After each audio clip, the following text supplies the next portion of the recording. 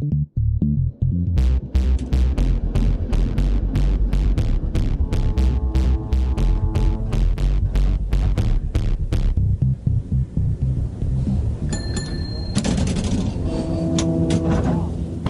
listening to When Everything Cracks, a mental health memoir set in old San Francisco.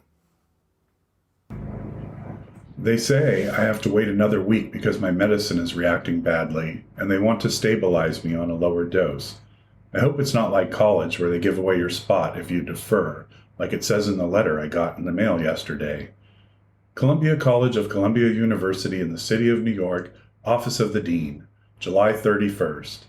Dear Mr. McLeod, it has come to our attention that during your leave of absence from our university you have become ill.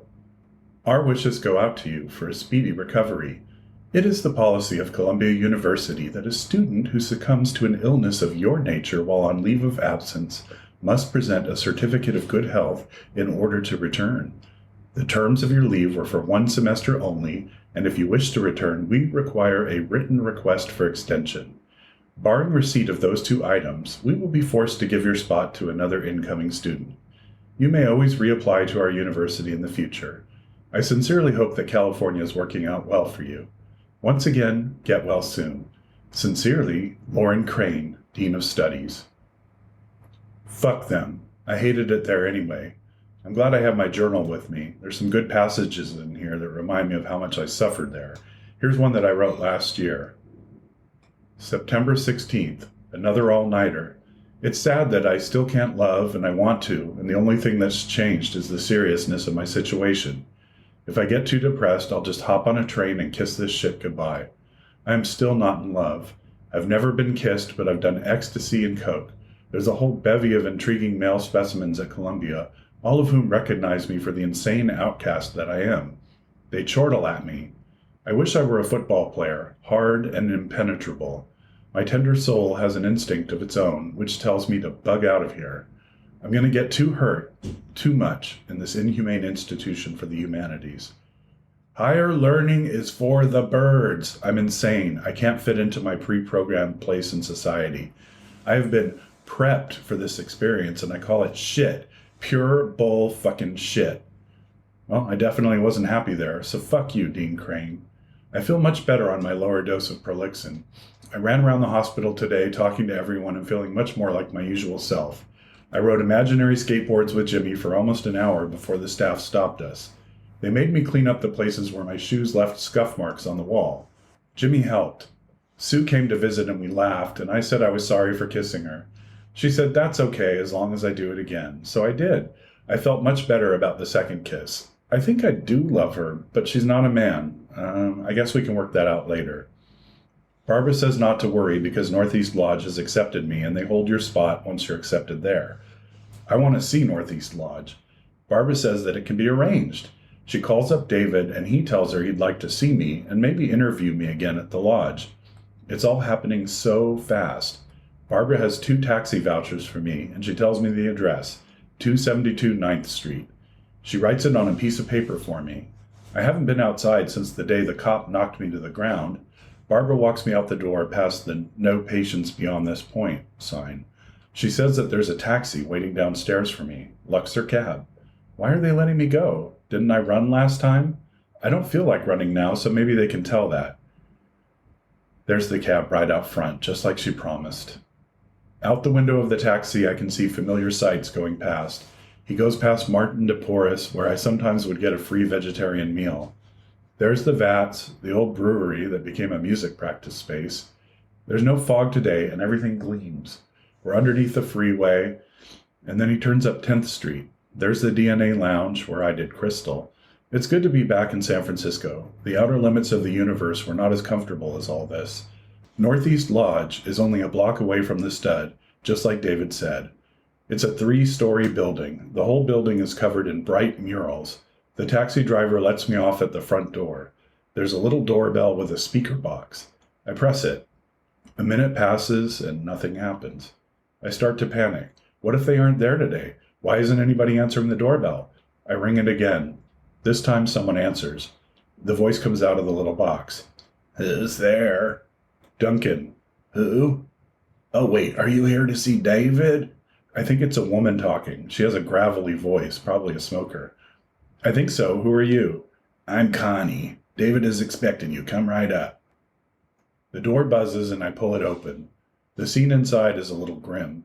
The hallway is greenly lit with fluorescent lights. A few people are standing in the hallway. None of them look like they work here. They must be inmates. One woman has eyeglasses with little dots of nail polish, cherry red, painted in the center of each eye. She seems a little frantic as she walks right up to me, a bit too close for comfort. Who are you? I'm Duncan. I'm Dixie. This is my house. She walks away again, murmuring under her breath to herself. I don't know where to go. I can't find anybody who works here. I do recall that Connie said, come right up, and there's a stairwell, so I take the stairs up a flight.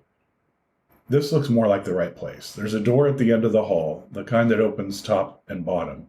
The top half is open, and there's a man in a white lab coat leaning out over the little counter. Hi, may I help you? I spoke to Connie.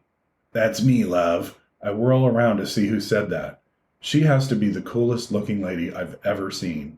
Her hair is long and red, somewhat disheveled. A cigarette hangs out of her mouth.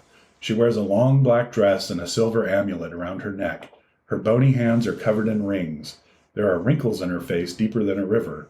She smiles, revealing a yellowed row of oversized teeth.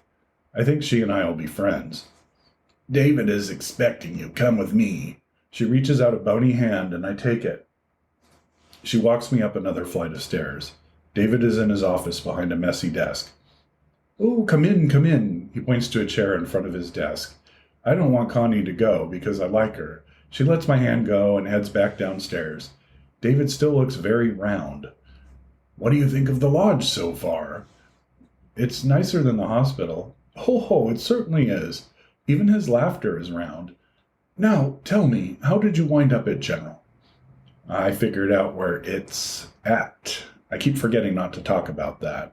He frowns at me a little. I see. You had no trouble finding Northeast Lodge, did you? He peers out over his spectacles at me. The cab brought me here. Oh, of course. Did you know that your mother has been here to see me? No. I'm stunned. Yes, she came here to make sure the place would be good enough for you. Now, please keep this confidential, but I think your mother may be part of the problem. How so? Well, you have to forgive me for being so frank, Duncan, but your mother is a raving bitch. I just don't think it's healthy for you to stay too close to her. I have an unwritten rule that states that only I am allowed to call my mother a bitch. David senses the frown starting to build on my face. We can talk more about her when you get here. I'll be your counselor. I don't usually take on clients now that I'm director, but in your case I've made an exception. May I have Connie instead? I think that hurt his feelings. No, I will be your counselor. He takes off his glasses and polishes them with lens tissue. Are you gay? I figured I might as well know. Yes, I am. I assume you are as well? Yeah. It was nice how comfortable I felt admitting it to him. I think he'll be an okay counselor.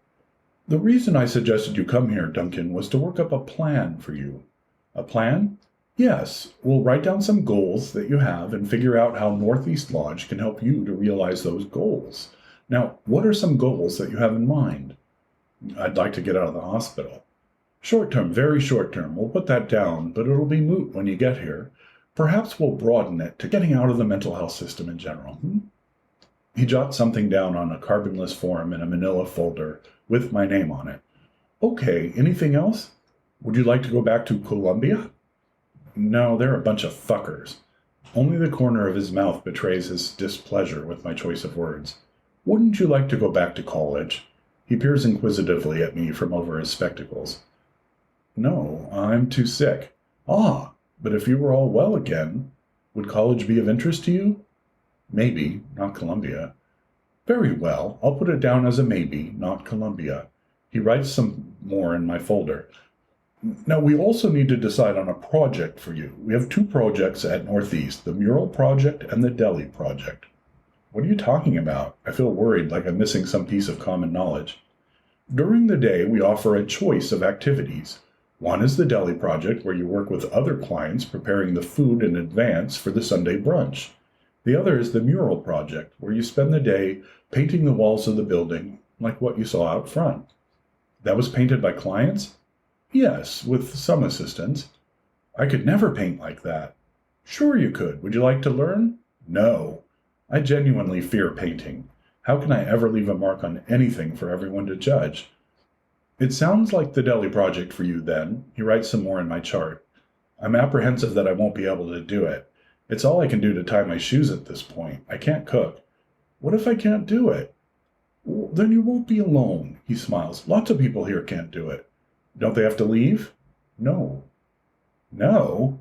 I think to myself how nice it would be if Columbia University had been managed a little more like Deli Project. David clears his throat and shakes his head no.